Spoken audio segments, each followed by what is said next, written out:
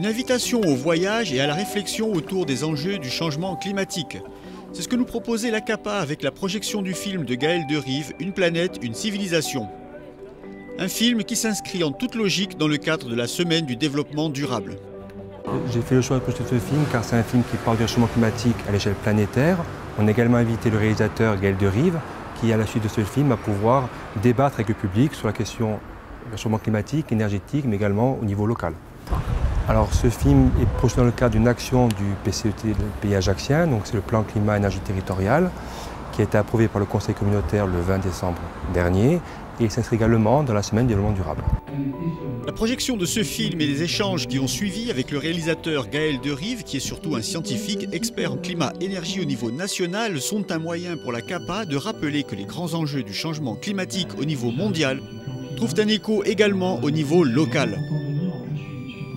Et l'idée même du film, c'était d'aller à la rencontre de 6 personnes à l'échelle de la planète, 6 hommes et femmes, Jenny, Satou, Karakawa, Donildo, sous les 6 principaux climats à l'échelle de la planète. Ça veut dire qu'on couvre vraiment un panel représentatif des 6 principaux climats de la planète, des climats polaires en Arctique jusqu'à des climats semi-arides. C'est pas un film radical, j'allais dire, c'est pas un film dramatique.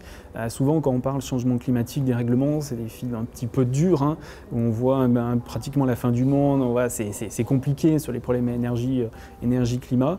Et là c'est un film très humain, ça veut dire qu'on voit des personnes qui sont dans des situations même parfois difficiles. Hein. Satou il mange qu'une fois par jour, il mange du lait de vache avec du maïs pilé, hein. C'est quand même pas et depuis plus de 60 ans, donc c'est quand même dur, hein. C'est la réalité du monde qui est dure quand même, mais on voit les gens rire, on voit les gens heureux, on voit les enfants, on est dans les familles, comment ces personnes vont avoir un mode de vie modifié. Donc c'est vrai au niveau global, c'est vrai au niveau français, c'est vrai aussi en Corse, que dans le cadre du dérèglement climatique, il y aura une hausse des températures, une modification des précipitations, donc ça va impacter vraiment notre mode de vie, hein. Par exemple sur les sécheresses en été, sur les températures en été, sur les ressources d'eau, sur toute l'économie en fait. Donc c'est vraiment important pour Jenny, pour Satou, sur leur territoire, mais également chez nous en France.